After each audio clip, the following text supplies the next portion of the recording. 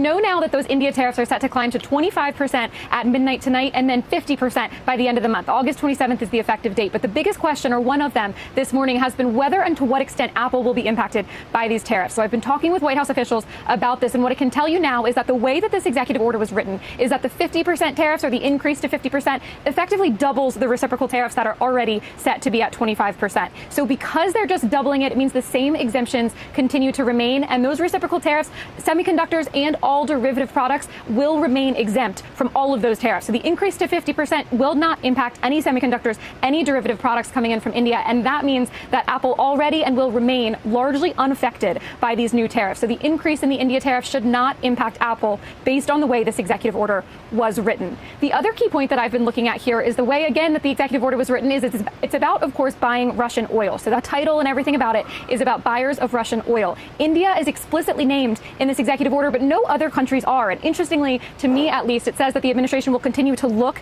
at whether other countries are buying indirectly or directly Russian oil. And if they decide that other countries are, then they will recommend whether and to what extent the president should take additional action. And I flag that because India is a big buyer of Russian oil, but it's number two. China is by far the largest. So very interesting to me that in the way they're doing this today, they are not targeting China by any means. They're only using this to hit India. And even though China is right there at the top of the list, they're clearly trying to keep that relationship on a good path, and at least for now, not letting Beijing be involved here. Guys? Yeah, we mentioned earlier sort of the ad hoc, highly customized trade policy that's been implemented over the past several months. By the way, the India government, Megan's on the tape, saying they will take all actions necessary to protect their national interest. Unfortunate the U.S. should choose to impose additional tariffs. And at the same time, Brazil, according to Wires this morning, says that they have requested consultations to the WTO over tariffs. So it's a busy morning for the BRICS in a sense.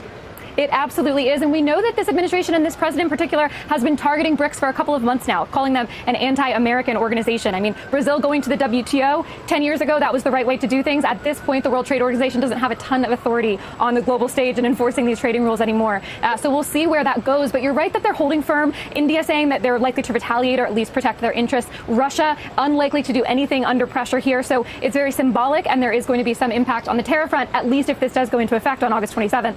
But for now, not having an impact in terms of the geopolitical negotiations. Megan, you think